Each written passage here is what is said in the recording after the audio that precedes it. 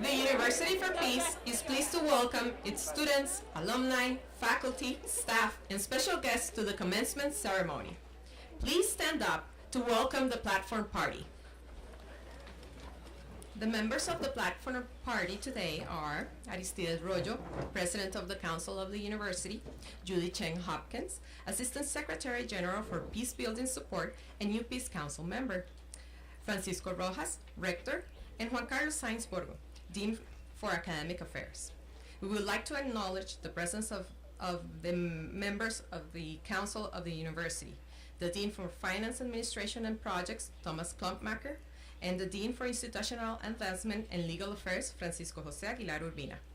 Members of the UPEACE faculty, alumni, staff, and members of the Diplomatic Corps who are also present today. Please stand up for the National Anthem of Costa Rica.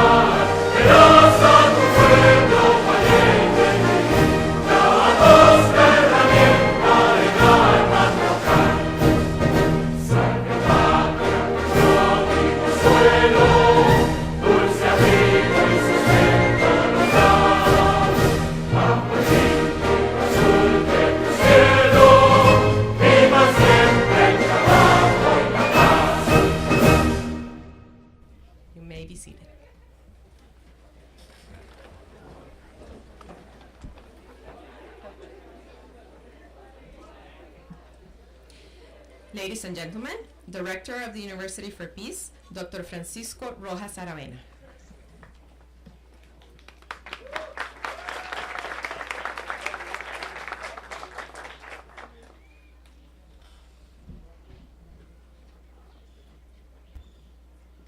Dear students, good morning.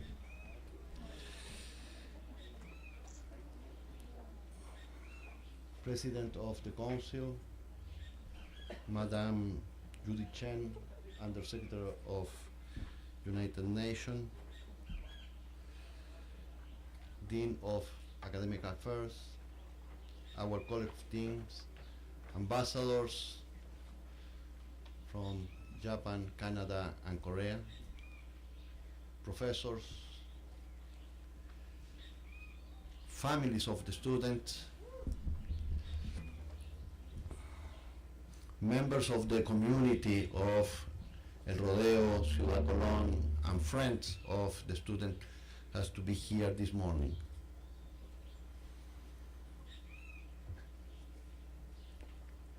One year moved very quickly. We are close as a cycle. And we had a lot of work in the University for Peace this year. Yesterday, we had a meeting of the International Council of the University, and the part of the authorities of the university gave the information about our task. And we could inform we have important successful, but we continue to have to work for put the university in the place would like to be this university. I am very proud with our task, but also I learn from the students, from the professors, from the dean, from the council. We need to reinforce this task to achieve new goals. Because we are in a global shift. It's a change of relation of the power relations, the global economic relations, and appear different and new threats. The war, you know, after the Cold War, also changed very quickly. Not only for the global impact of the global terrorism in September 11 and in other parts of the world, but also for the economic crisis in Europe and the issues today in Crimea. The war changed very quickly and appear new threats and new demand for peace and new ideas for resolve different conflicts. Today has, or yesterday has a coup d'etat in Thailand. Probably is linked with the social conditions and heritage problem. We need to think as a university how to help to resolve this destabilization, not only for this country, but all the neighborhood of this wonderful land. We're inside of a very important global trends. Globalization probably is the most important global trend. And you will develop your professional work inside of the interdependence world in all areas. And you have to confront the gap in development and look how arise new actors, international actors in different parts of the world. The middle class appear with great force in China, but also in Africa, Latin America, and in all parts, with a new problems, different problems than in the past, with new demands to the state and to the global system. International crimes today is an important issue for the smallest countries and for the superpowers. And we need new thought. The war on drugs failure, not only in this hemisphere, in all parts of the world. And we need new ideas in that. Has less war, but more violence. And in that way, in our university, with the help of all of the professors, we try to develop new concept for the new era. We need new views about the transition of the international system, and we need to reach agreements with new concept for more stabilized world. We need to complete a more holistic view, and hopefully you will go to the new step with this kind of new concept. We are closing a cycle and open a new one. We gain in experience. All the professors, administrators, staff, and all of you have learned one to another. We have reason to be proud. We all feel that we have accomplished with our task to comply with the mandate of the United Nations gave us. Thanks to the faculty for your commitment. Thanks to the staff for your commitment in order to everything function correctly for the desenvolvement of the university. Thanks to the management and the dean team of the UPEACE. But my special thanks in the name of the university, my own name, to you, to the students, for your dedication, to your leaders, for all of your help, your advice, and your criticism. This lets me grow and learn a lot in this year. As a rector,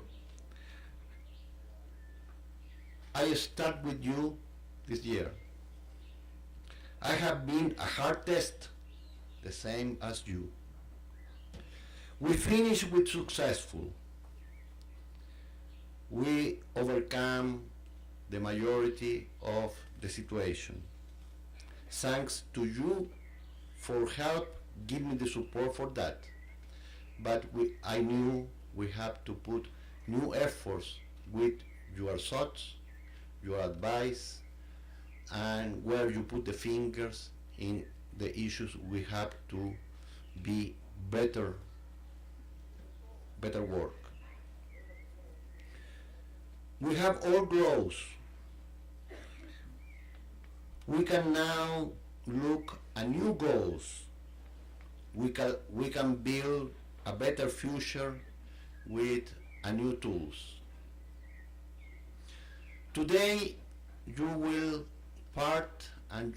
be part of a global network. You are part of a global community of the builder to peace and came from this university, UPEACE. Thank you very much and very, very good future for all of you. Thank you.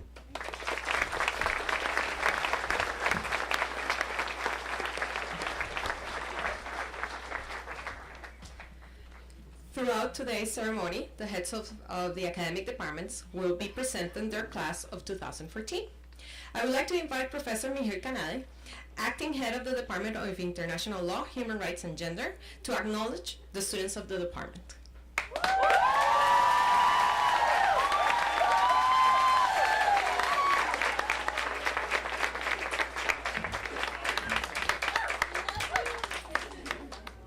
It's my pleasure to proudly announce and present the names of the students from the Department of International Law, Human Rights and Gender. I'll announce them in alphabetical order. Please rise as I announce your names. Ahmed Musa, Canada. Ai Tadokoro, Japan. Aigul Isabekova, Kyrgyzstan. Alma Rondanini, Italy. Amanda Azize Rahi, United States. Amparo Estefania Palomino Doza, Colombia. Andreina de las Mercedes Rodriguez Acuña, Venezuela. Aura Marina Bonilla Bravo, Colombia. Carmel Rose Jan, Haiti. Chamat Desaman Aryadasa, Sri Lanka. Destiny Johnson Amanda, Cameroon. Elizabeth Suyin Mays, Canada. Guillermina Victoria Gotinsky, Argentina.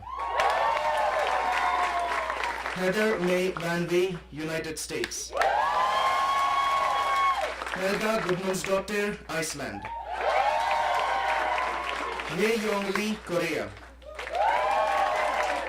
Isaac Tabitachu, Sweden. Kangisa Emenyaka, South Africa.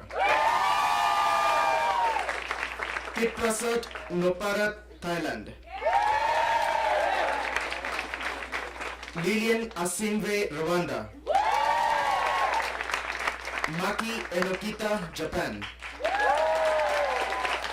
Makoto Sasakawa, Japan. Marcela Corrales Murillo, Costa Rica. Maria Pearson, Sweden. Maria Teresa Garrido Villarreal, Venezuela. Maricel Gomez Murillo, Costa Rica. Marie-France Vary, Canada. Marta Ribao Gil, Spain. Michiko Fukuda, Japan. Mohammad Bagheri Sarvestani, Canada. Mokyong King, Korea. Natalia Vega Rangel, Colombia. Nguyen Thi Tu Va, Vietnam.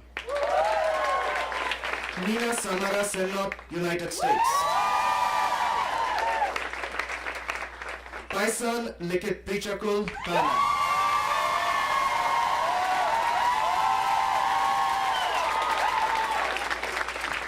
Paula Andrea Valencia, Valencia, Colombia. Puri Kenshana Putri, Indonesia. Rosalind Autar Bates Anoma, Cameroon. Sadia Benkalouf, Morocco. Siunkin, Korea. Sorab Mabadi, Iran. Susan Sebadao Kijagulve, Uganda. Tao Mayagurung, Nepal. William Alberto Geraldo Sanchez, Colombia. And last but certainly not the least, Sofia Catalin Pitch, Hungary. Thank you.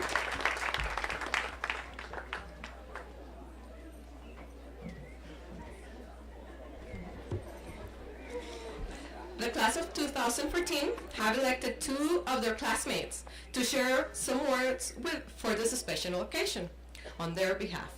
Please welcome Sadia Ben Makouf from Morocco.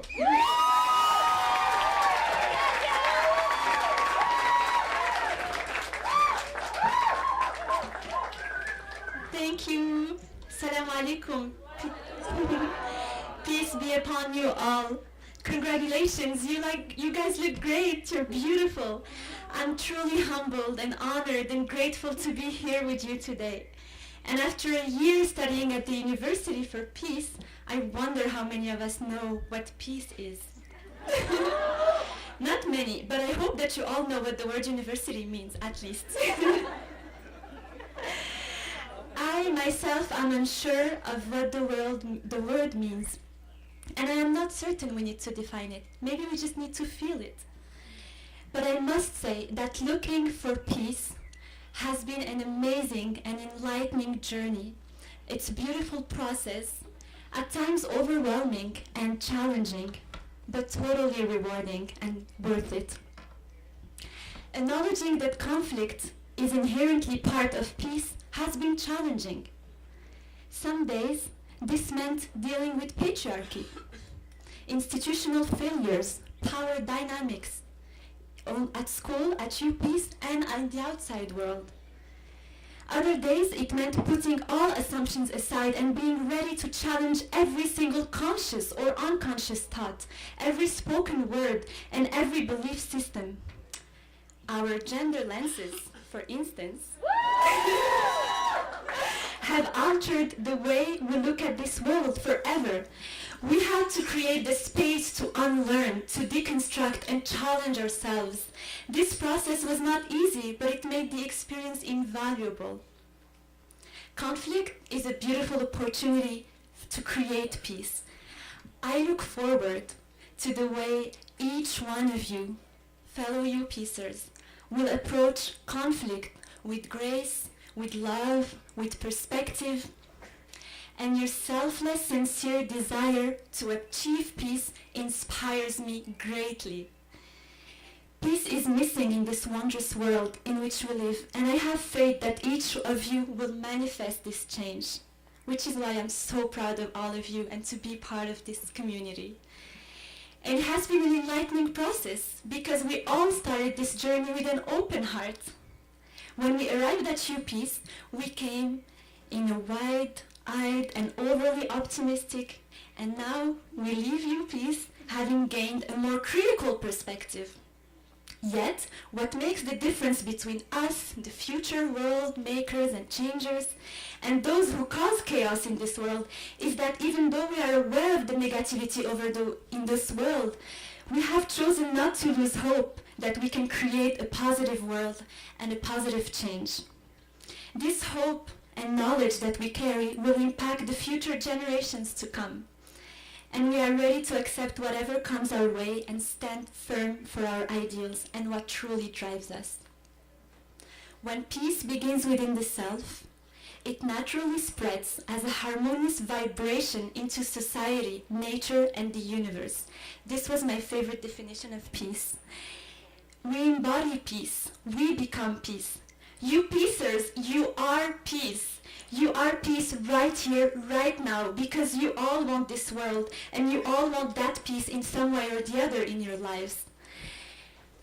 It feels like yesterday when I just had landed in Costa Rica, in this beautiful land, without knowing one single soul. I was getting ready to celebrate a new birthday, and I was a bit worried I would be celebrating it on my own. Yet, after just 1 week of school, I was truly overwhelmed by the international family and friends I had only after 1 week of being here at UPEACE. This sense of solidarity, the love, the compassion has endured all this year. And we are here to celebrate these beautiful ties and the connections we have made. We became family for each other when our families are home and far from us. We are here today to celebrate the people that we came to love and who became our family. From birthday celebrations, where a community of friends come together to sing happy birthday in 20 different languages, to sacred spaces, to passion shows, to cultural weeks where our differences would be celebrated and honored, to endless talks about how to make this world a better place. This sense of community, established both inside the classroom and outside the classroom, has truly and radically inspired me to connect with the generations of leaders that we will be. It has inspired all of us to grow, to create a space where we can self-actualize and make the most of our connections to self, to others, to the community, to our visions of peace, whatever that may look like. Guys, we are 150 people, 150 from 50 different countries. Think about it. This is a world in miniature. We are agents of change. We are peace builders. We are peacemakers, activists, business leaders, mothers, fathers, amazing human beings wanting to move this world around and create that change. And we want to make that peace happen no matter what. And I am confident that we will. Looking at you makes my heart hopeful, and I know we will make that change. Getting to know all of you makes me wonder, and I am so amazed by each and every one of you here, and even those who are not here with us today. I'm amazed by your talents, by the way you carry your passions, by the way you love, and by the way you show compassion, and mainly by your eternal quest for peace. This multicultural, diverse community is literally the world in which I want to live in. A world in which you can be you, in which you can express yourself and share your vulnerabilities with an open heart. A world when community comes together to simply be and create. I'm truly, truly humbled by this feeling of love I get from my revolutionary peers. And what we do here as well. It is not just about getting a diploma. School has never been about just getting a diploma. I'm sorry. Maybe that's... It has never been about just getting a diploma. This is not what we will remember. What we will remember and will take back home with us is how we felt together. It's what we have experienced. It's about the sparkles. It's about the magic moments we shared, the feelings we had for one another, the peer solidarity. This is what we will be taking home with us. Thank you each for being who you are and for making this such a wonderful place and community to live in.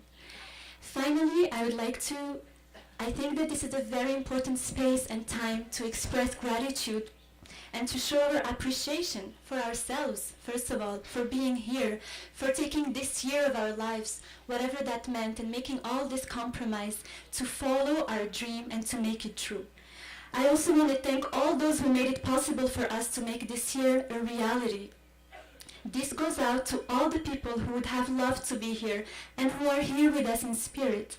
We wish that so many of our peers who were unable to finish the year would be here with us. Our thoughts are with those students who are off pursuing their dreams, or those applying for a zillion internship just to get one, to finally get just the one they want, the perfect one. They are in the world right now, creating and living their own peace. I want to honor and thank all of the people who supported us throughout this year, throughout this journey, people throughout our lives. We just want to celebrate everyone who has been part of this process, encouraged, challenged, loved us, and have been part of this for us. Thank you to the students, to the professors, to the administration of the school, to the drivers, to the cleaners, every single one of you who contributed in a way or in another. Through celebrations, we create connections. So here is to creating a social network and a support network of love. Let me end with one of my favorite quotes from a true revolutionary, Che Guevara. At the risk of seeming ridiculous, let me say that the true revolutionary is guided by a great feeling of love. We must strive every day so that this love of living humanity will be transformed into actual deeds, into acts that serve as examples, as moving force. This is love. This is my mom. Thank you all. Pura vida.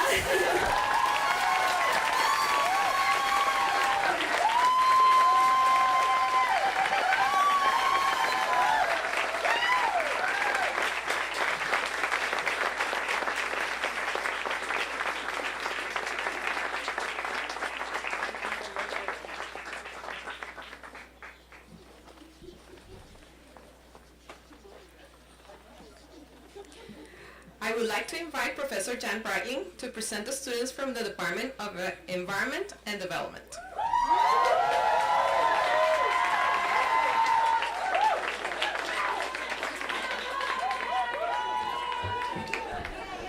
Behave, please. I will try to do as good a job as Mihir did with pronouncing all your names. Again, it's in alphabetical order, so please rise when I call you up. Adrián Alberto Martínez Blanco, Costa Rica. Akiko Yoneyama, Japan. Alicia Paula Olago, Kenya. Alison Minarczyk, United States. Anna Meyer, United States. Ashley Sylvia Milligan, United States. Everell Talbot, United States. Brigitta Nemes, Hungary. Casey Mullendor, United States. Christy Cahoe, United States. Courtney Owen, United States. Diana Ubico Duran, Costa Rica. Emmanuel Yua Nuacom, Cameroon.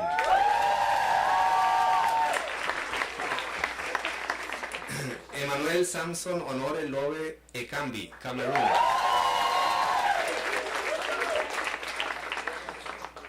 Estelina Nabutebi, Uganda.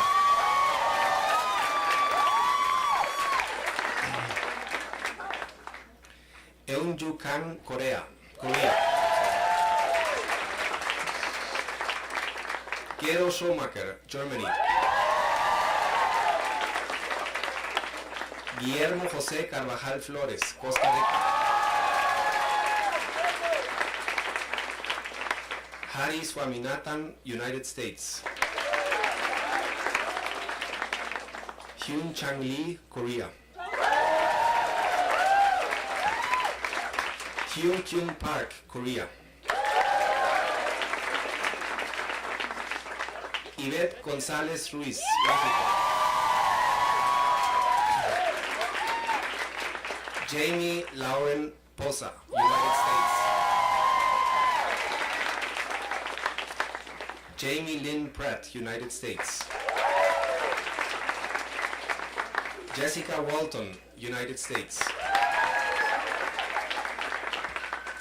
John Ndembe Mokake, Cameroon. Julie Haywood Armstrong, United States. Katie Elizabeth Alvarado, Costa Rica. Kai Shiga, Japan. Kimberly Ann Karras, United States. Kristen Brittany Laufenberg, United States. Bom New, Myanmar.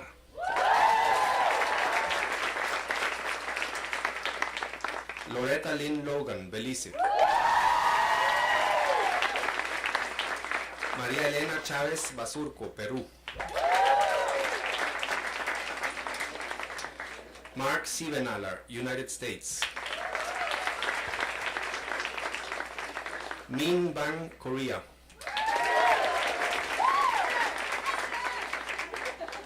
Montana Tuangrapa, Thailand. Moses Morning Cloud Jackson, United States.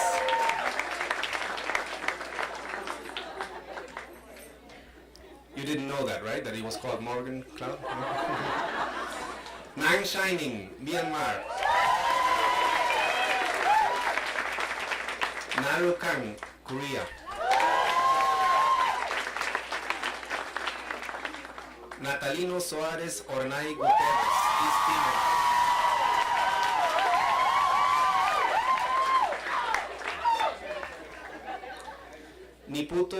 Niputu Vidyastuti, Indonesia.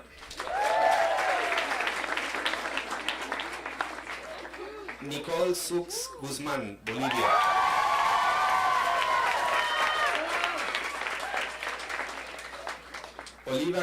Olivia Christine Roberts, Bahamas. Rebecca Schroeder, United States. Sakhar Madaviani, thank you.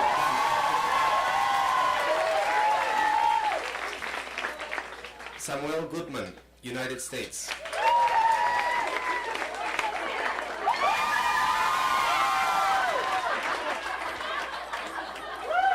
I have no idea what's going on.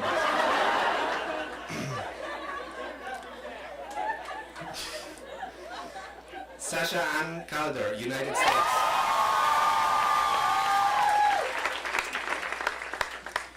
Sierra Margarit Ramirez, United States. Sung Kyung Kim, Korea.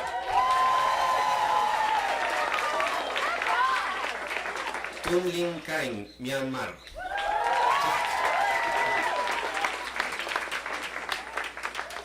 Valerie Puleo, United States. Virginia Jameson, United States. William Andrés Montoya Rivera, Colombia.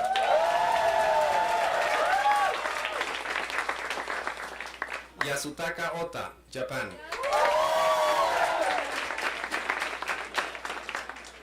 and Yin Chuan Jin from China. Congratulations, all of you.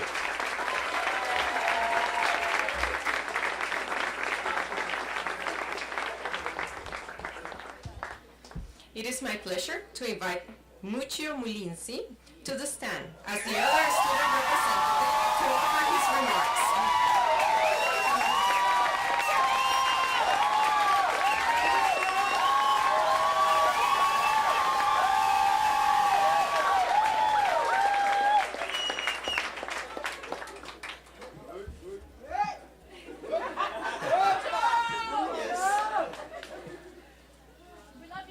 All respected people gathered here, good morning. All of us gathered here to graduate today have read the mission statement of this school from the United Nations. I believe this is why all of us, we choose to come here to this place. It reminds us that our purpose here is to provide humanity with an international institution of higher education for peace and with the aim of promoting among all human beings the spirit of understanding, tolerance, and peaceful coexistence to stimulate cooperation among people and to help lessen obstacles and threats to world peace and progress. UPEACE has been going through a period of transition during this year. While we don't need to focus on what we, the students, have gone through in this academic year, it is important to point out that this period of transition should not be allowed to last forever.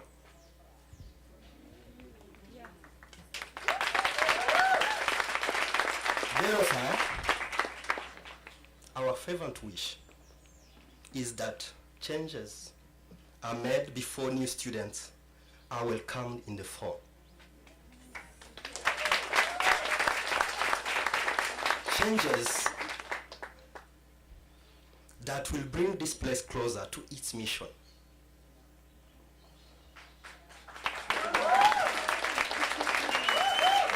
Because the aspiration and potential of this place are so important, the failure of those with the greatest responsibility to take such action will no doubt be on the wrong side of the history.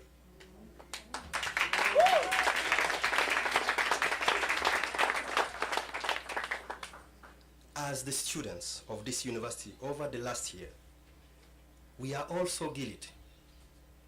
In many ways, we have failed to do our part by failing to speak out against injustices we witnessed, even though the odds were often against us, and the power structure is set up to encourage our silence. It was our responsibility as students to hold this place accountable to its mission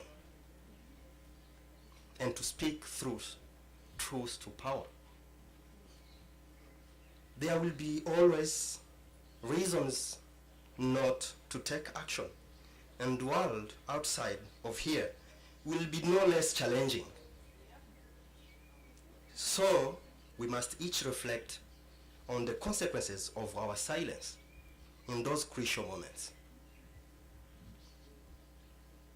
As we leave this place, we will be taking home positive experiences while leaving behind all those issues that tried to bring us down in some of the darkest moments during our journey here.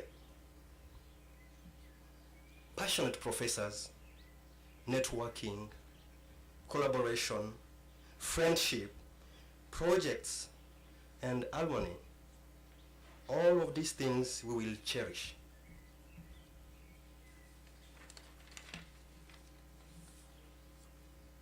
For the professors, we the student would like to see the building and nurturing of diverse and well-grounded faculty members of UPEACE.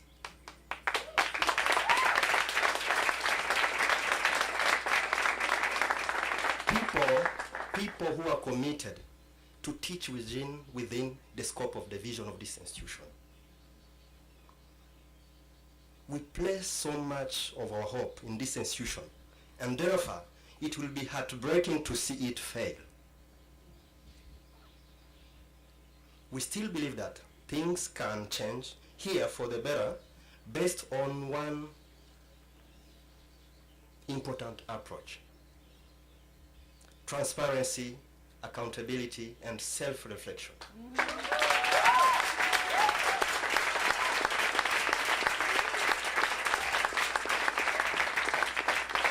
The very lessons we have learned within these walls, this is not only the part of the administration, but the entire UPEACE community.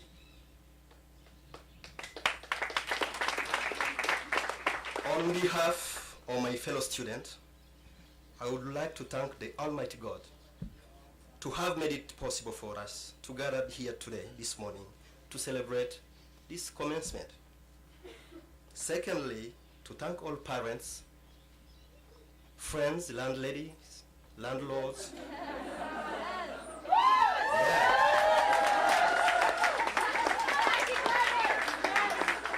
Yeah, those who have been able to attend this ceremony today. Yes. We extend our thanks even to those who are not able to make it here, who are certainly with us in spirit.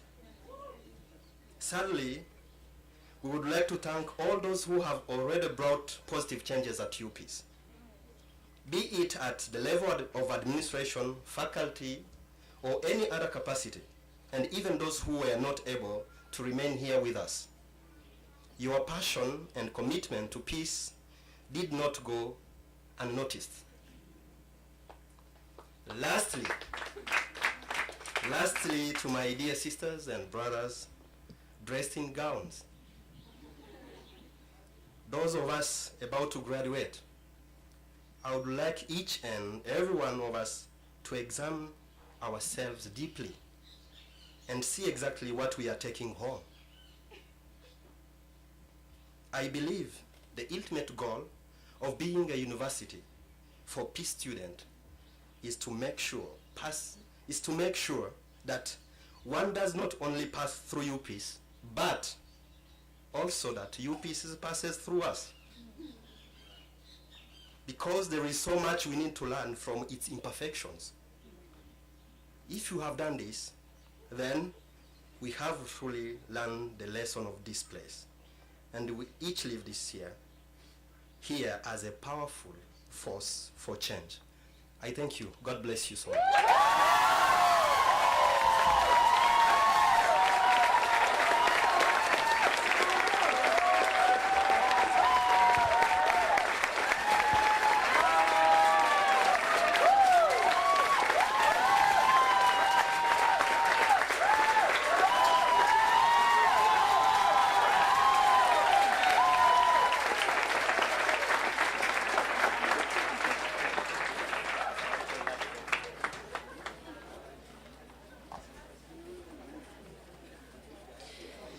Please welcome Professor Virginia Caguagas, Director ad interim of the Department of Peace and Conflict Studies.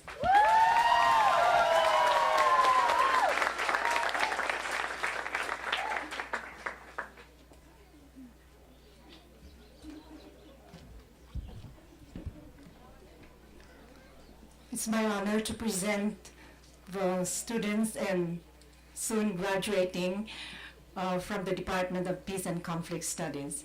There are 4 programs in this department: the International Peace Studies Program, the Media Peace and Conflict Studies Program, the Peace Education Program, and the Urban Governance Program.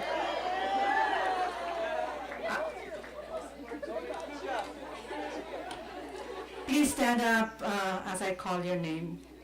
Adila Hassan, India. Aimi Ito, Japan. Akiko Abe, Japan.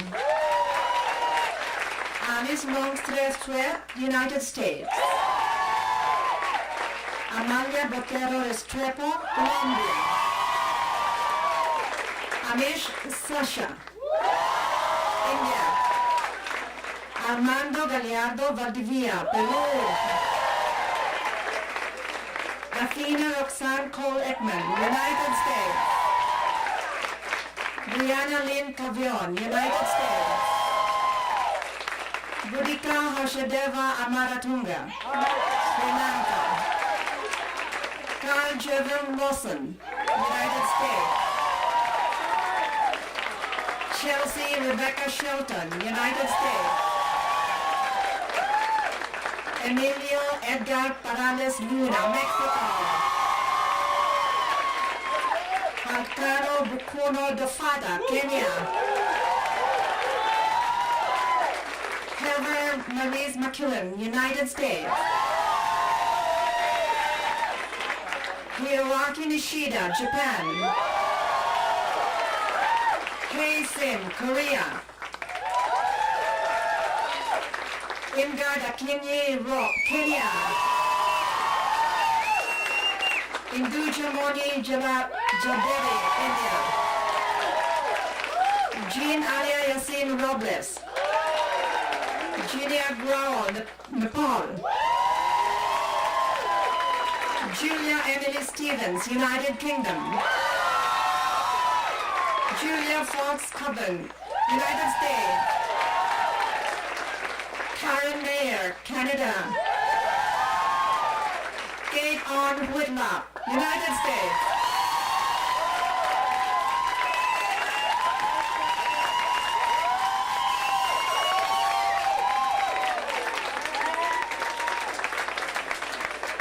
Catherine Elise Petit, United States. Ket Nam, Cambodia. Ki Ho Kwon, Korea. Lisa Marie Putke, United States. This is a difficult one. Luis Guilherme Alves de Zeria Gonzalez, Brazil.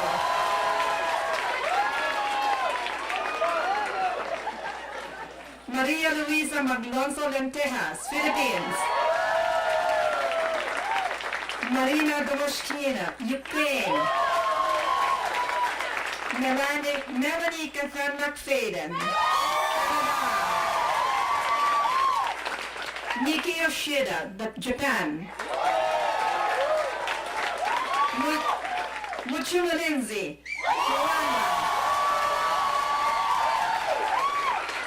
Momboa Simon, Kenya.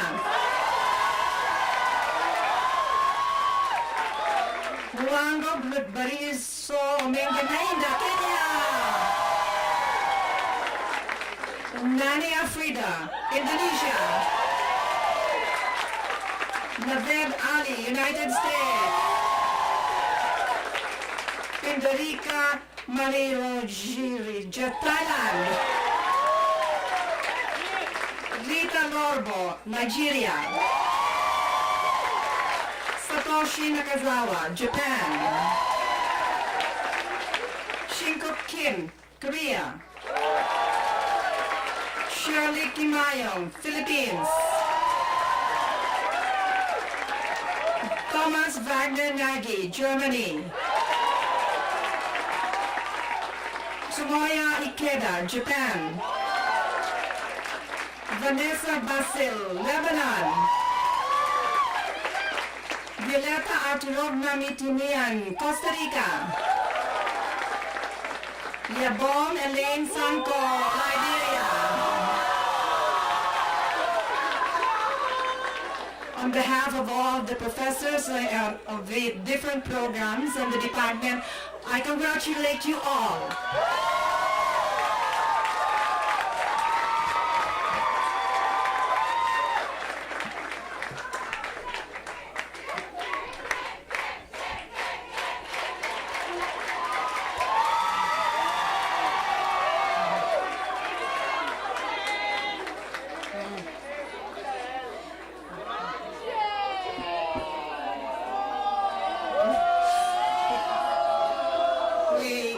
We also would like to acknowledge the students who have completed our MA our online MA program in Sustainable Peace in the Contemporary World. Christopher Kayongo from Uganda, Mary Christine Lave from Canada, and very specially, Corey Abdul Hussein Sadeh from the United States, who is here with us today. The Dean for Academic Affairs, Dr. Juan Carlos Sainz Borgo, will now introduce the keynote speaker.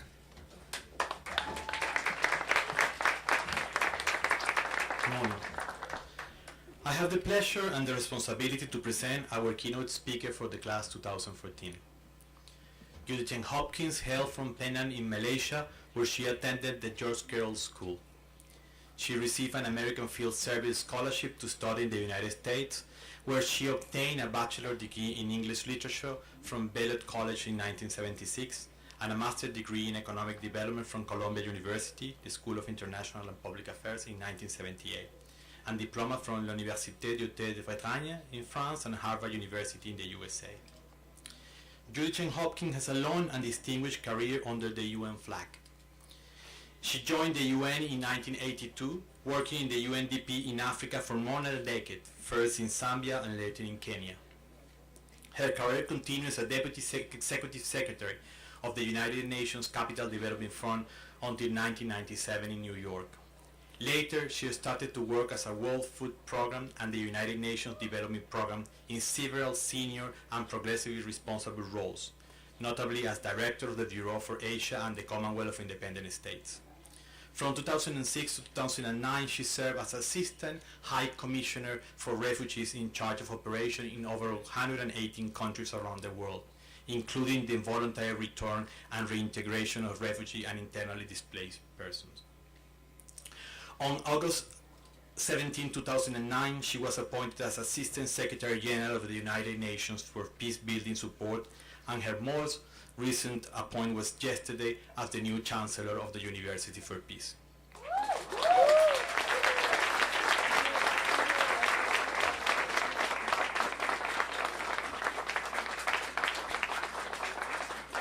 Judy Cheng Hopkins' commitment on peace building and justice is well known. On a conference organized by UPEACE Center in The Hague, she identified the exclusion of women from the peace-building process as the greatest gap in the UN's policy. She argued that women are the ultimate victims of conflicts, suffering from miserable family circumstances and sexual violence by soldiers. But seeing them as victims only does not neglect that women can also be agents of change.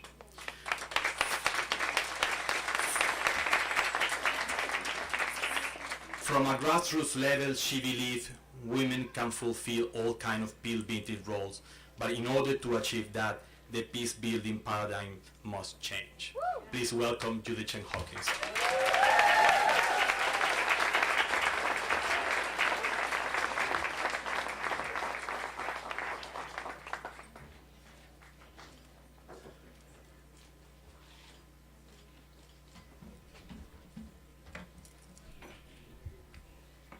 Good morning to everybody. Good morning. Wow, what a morning. I think first, first thank to the musicians for the lovely music, especially last tune. But I also want to thank the three heads of department. I think they ought to be given a prize for pronouncing everybody's name right. I know this is an international university, but it really hits you when the names and the countries are called out. What diversity! How lucky we are to be living amongst such a rich diversity of students. So welcome to everybody, students, of course, families, friends, the rector, faculty, the council of UPEACE. We're all here together since yesterday. I believe there's some excellencies in the audience, but I like this one best. Landladies and landlords.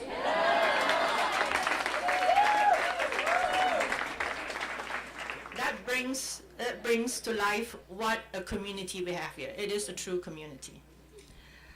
So first things first, congratulations to all of you for having completed your year of studies. So happy to hear you speaking so passionately about what you've learned. and your anxiousness to apply what you've learned. So first of all, I wanted to congratulate you. I think at this point in time, let's be realistic. We don't quite know where your futures will take you. We don't quite know where you're beginning your new chapters of life. That's for sure. You're beginning a new chapter. But one thing is sure.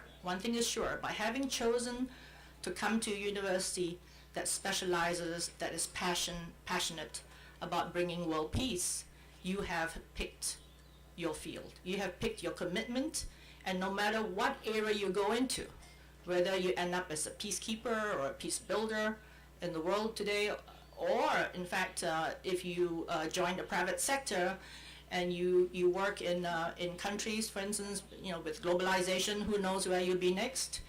There's so many of countries, as I'll say later on, coming out of conflict that are rich in natural resources. The world is thirsting for these natural resources.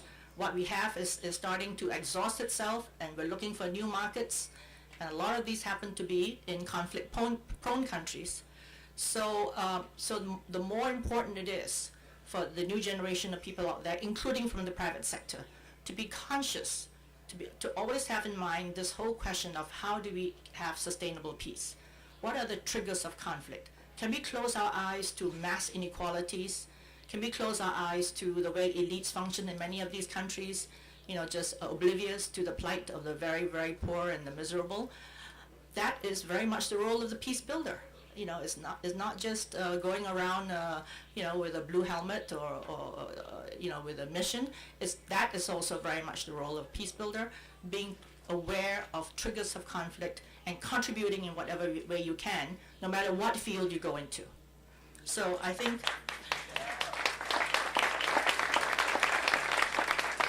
by having picked this field of work, you have carved a special place in your futures for peace building.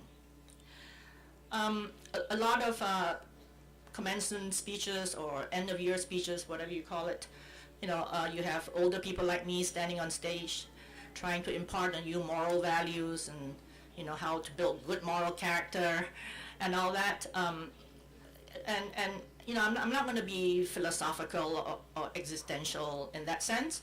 I think our topic that we have before us, which is the question of peace, is itself a moral issue. So there's really no need for me to tell you to go out, how you behave out there in the outside world. I think what you have picked is very much that part of you that's going to contribute to the world, to world peace.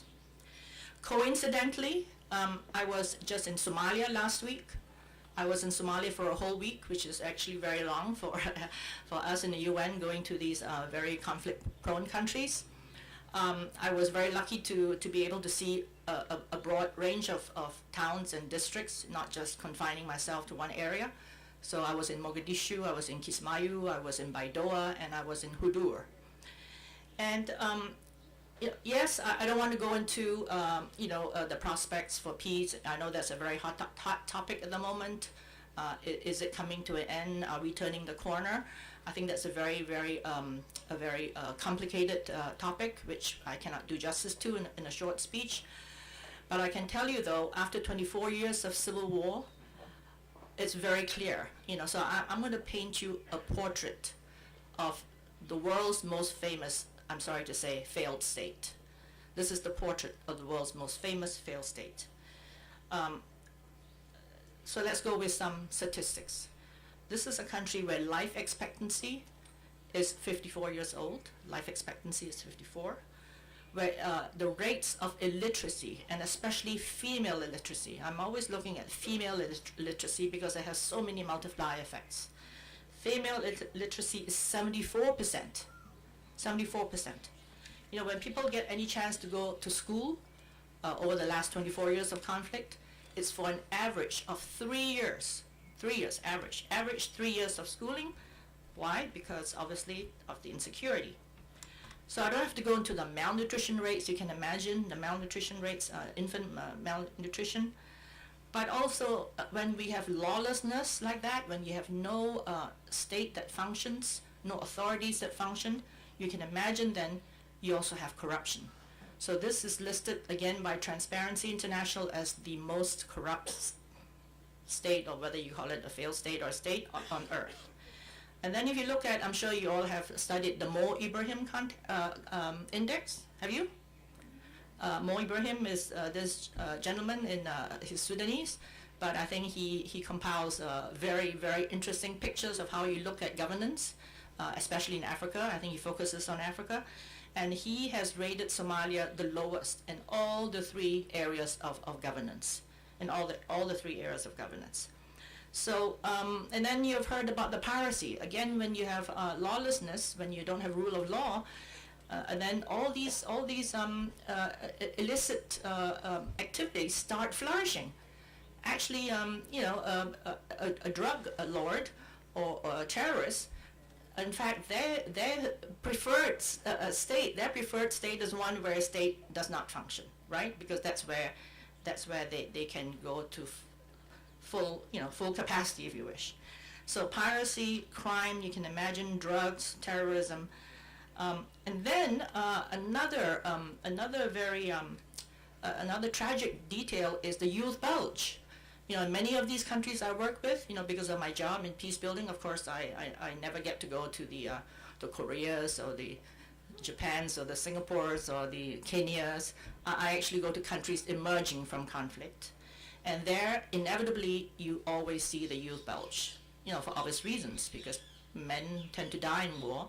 So you have situations where 70% of the population, 70, is under 28, 30, let's say. So in Somalia, you have the same situation, a huge youth bulge, idle, no job prospects. So you can imagine what happens, right? They become very easy recruits for insurgency and terrorist movements. They become the prime target. And it's not even a matter of paying them or giving them arms. It's a matter a lot of times of giving them a meal. Just to have a meal, people join such insurgency movements. So that's what I witnessed in Somalia. But the good news, of course, is that with more and more of the land now cleared of Al-Shabaab, in the parts I was in South Central Somalia, if you looked at the map, you could see Al-Shabaab basically covering the whole area. Today, I don't want to be too optimistic, but let's say about a quarter to a half of the area is so-called cleared of Al-Shabaab. So with the youth seeing that this is a sort of a failing movement, a lot of them are starting to defect. So then as they defect, how do we keep them from going back to joining the insurgency movement? So that's the challenge for a peace builder. Peace builder constantly looks at the triggers of conflict. Relapse being one of the biggest problems we have in countries. You hear of countries coming out of war. Well, the truth is, unfortunately, they're seldom out of war for good. They relapse, they go in and out of war for many years, sometimes decades. And so a lot of our interventions must be to look at those triggers of conflict and then to see what we can do about it. In the case of these youth, then obviously, it's no rocket science. It's a chance of giving them some hope in the future, some livelihood prospects. So that's what a peace builder has to do, and that's what we do very much in my program, in my office. Another very paradoxical point, of course, is that many of our countries that are emerging from conflict or mired in conflict, in and out of conflict, they also happen to be rich in natural resources. That's the biggest paradox of all. And in fact, it goes even worse. It's even worse than that. According to a study from Uppsala University, a country that is rich in natural resources, meaning oil, gas, iron, bauxite, etc., has a 50% chance greater of relapsing to conflict than just an ordinary, poor, developing country with no natural resources. And that's why we call it the natural resource curse, which I'm sure you have studied in your courses here. So again, looking at the case of Somalia, and yet despite these 24 years of civil war, where really there's no infrastructure to talk of, roads are almost completely in disrepair, schools are bombed out, buildings are bombed out, and yet society survives.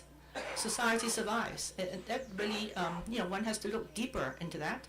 Okay, Somalia is, again, a different case. It's very hard to generalize because of the clan society that's been there for thousands of years, believe it or not, thousands of years. They have survived based on the clan society, but they're resilient. And there's an additional factor, remittances. You know, I read somewhere, shocking, I don't know if I can believe it, but over $1 billion a year apparently are sent home to Somalia by those working in Canada, Australia, US, Europe, etc. $1 billion in remittances. And I suppose that's what keeps a lot of people going, because otherwise when you look around, you don't know how people can possibly survive.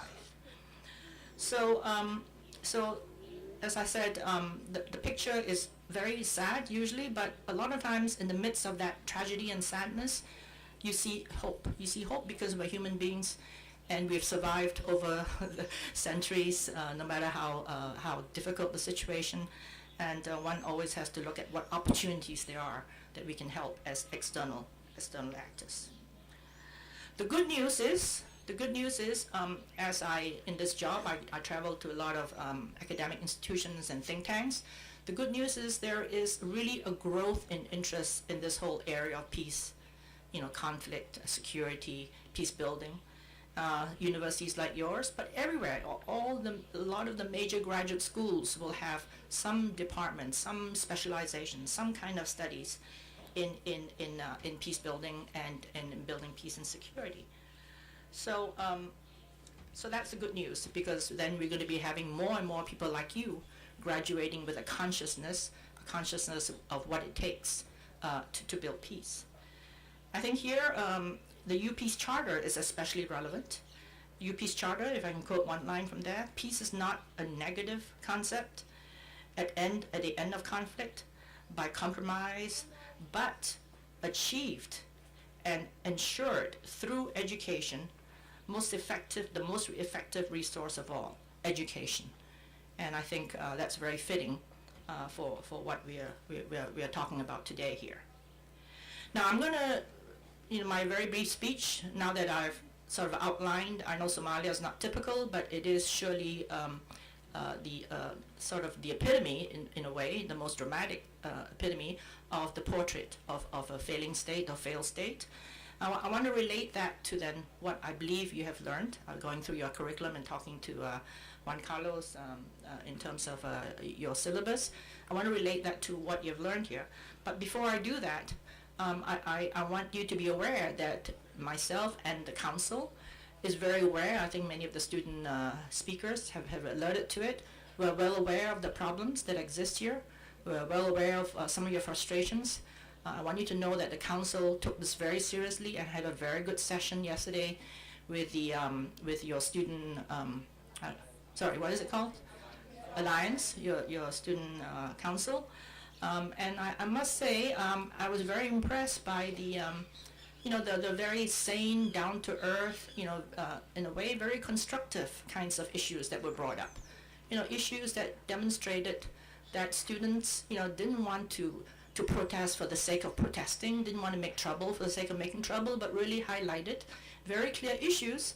In fact, some of them mundane, that we have to resolve. The visa issue, what could be more mundane and non-controversial? What could be more non-controversial than that?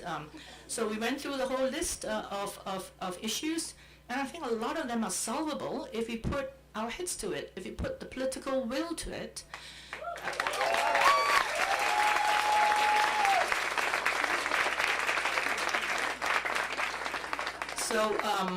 So the council, I want to speak on behalf of the council. I hope I'm speaking on behalf of the council. Took this very seriously yesterday. We had a good exchange, a good long exchange. And even at lunchtime, I made it a point to really listen to the students. And it's something we're going to work on. I've spoken to the rector about it, and he was very attentive during the sessions with the students. And I know we can get over this together.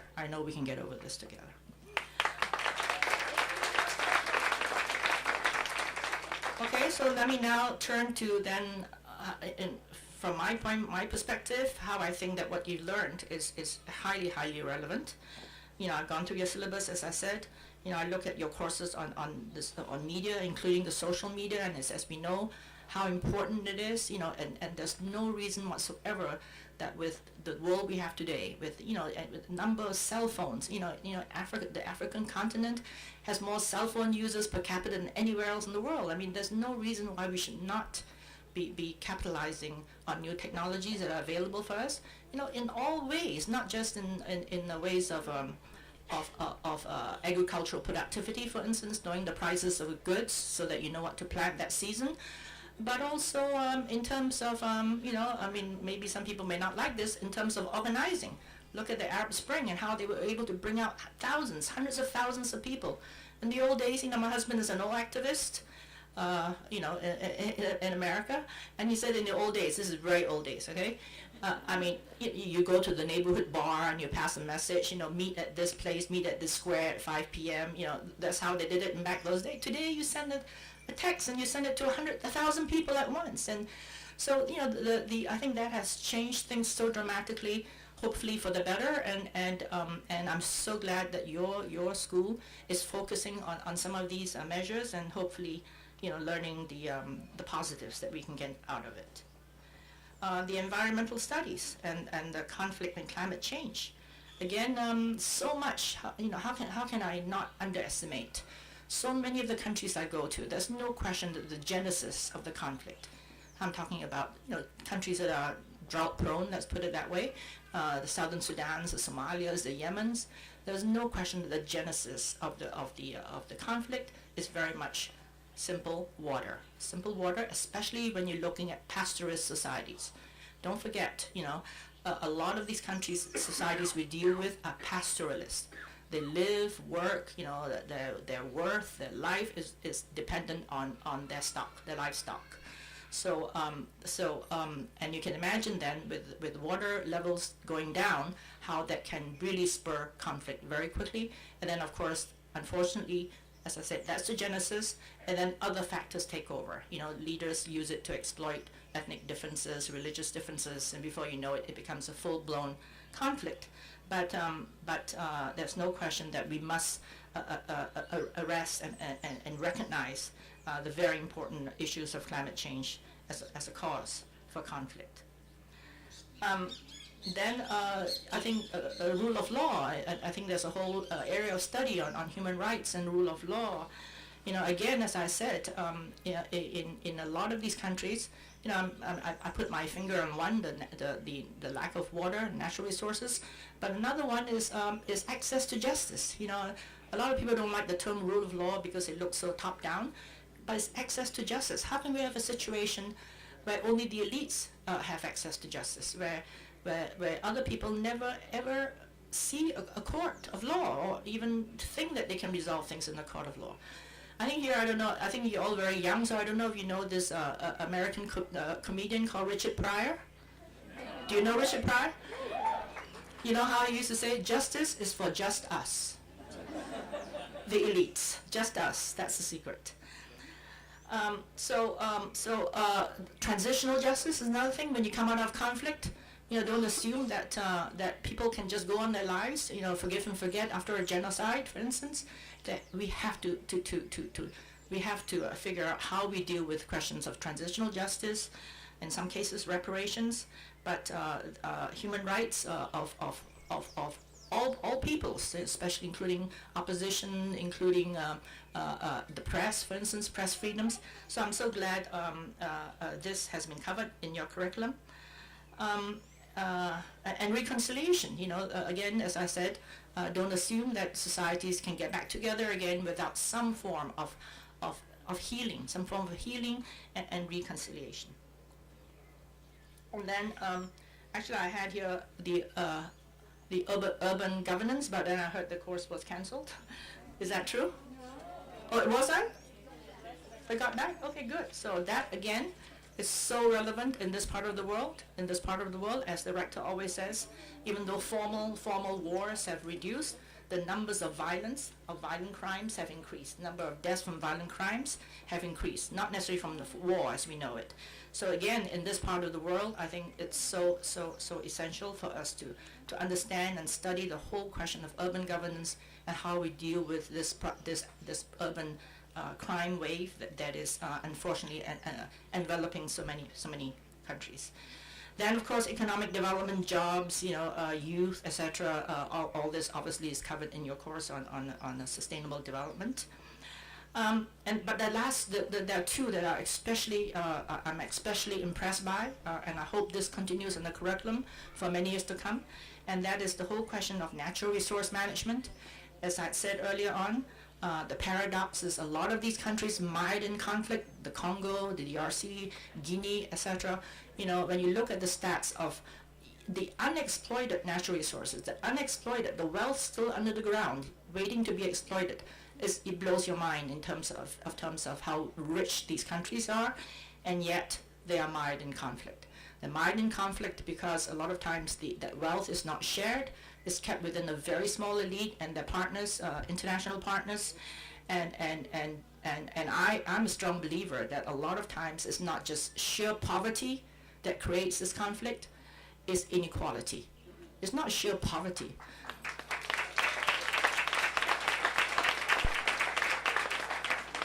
I don't want to be too romantic about poverty, but in a way, when everybody's poor, everybody knows they're in this together, and they got to stick together and get out of it. But when you have everybody poor, and then some guy drives by in a Maserati, then you know what happens. So I think the inequality issue, and I'm not, again, this is another very interesting topic. This is happening not just in the developing world, but very much in the developed world. There's growth of inequality in so many of our countries, which is unfortunately very worrying because it takes a lot of political will to reverse it, and it seems to be stubbornly going in that direction of more and more inequality. So, as I said, this is a very important course. And then the other one, very important, and I'm so glad it's in your curriculum, women. As the dean has said, I'm a strong believer that women are victims of all these rapes that we hear of, the thousands and thousands per day. It is inexcusable and must be exposed, and there cannot be impunity. There's no question about it. But we must go the full way. We must go the full way. That's not sufficient. That's not sufficient because it will just perpetuate itself. You put the guy in jail, so you must go a bit further. You must, number one, and there's something in the middle called providing services for these women. Just because you put the man in jail doesn't help the woman. She's left high and dry. So what basic services can she expect? And then let's go one step further. Why not having women as agents of change? Why don't we have women participate more in public life? Why do women have to be pushed back as peace negotiators and mediators? Every time the negotiation gets serious, and I see this in my job, the women who have been doing it behind the scenes, behind the curtains, because I strongly believe in women as everyday peace builders.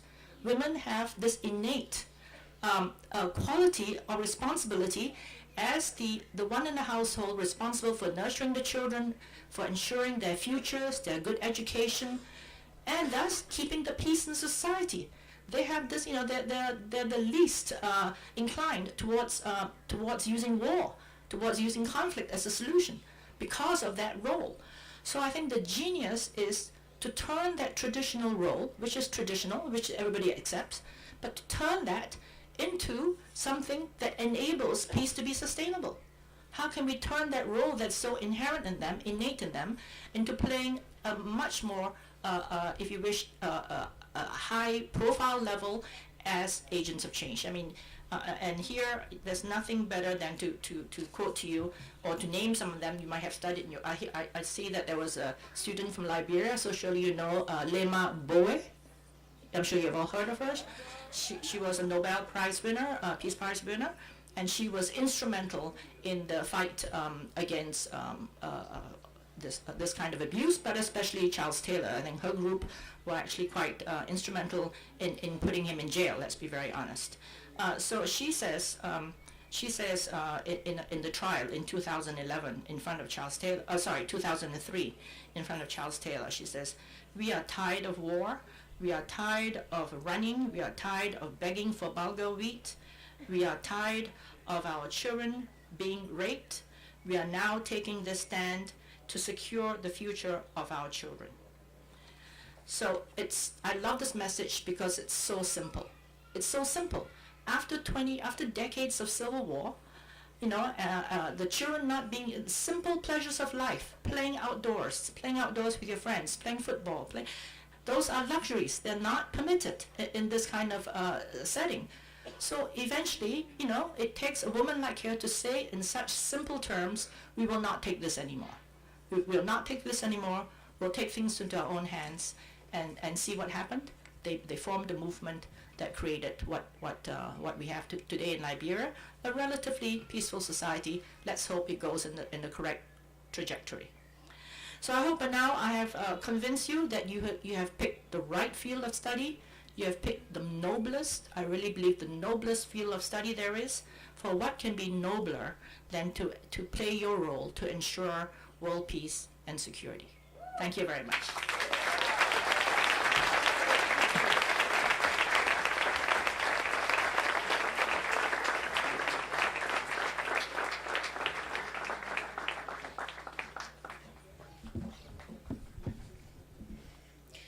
Now, Rector Rojas will present a gift of appreciation to Ms. Cheng Hopkins. The gift presented today is a replica of the pre-Columbian Costa Rican eagle. The eagle symbolizes power because birds were responsible for spreading the seeds needed for the survival of society.